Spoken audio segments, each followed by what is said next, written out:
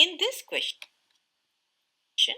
you have to point out the organization that releases a list of endangered species. Option A, FOAM.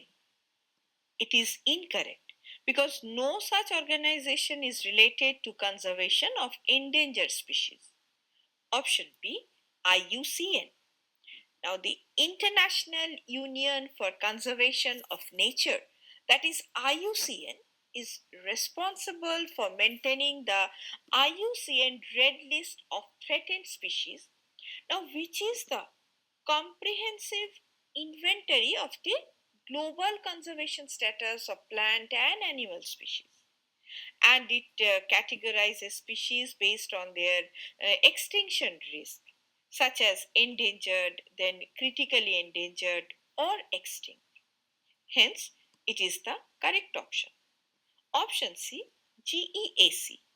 It is incorrect because the Genetic Engineering Appraisal Committee, that is GEAC, is the regulatory body in India for approving genetically modified organisms and is not related to endangered species.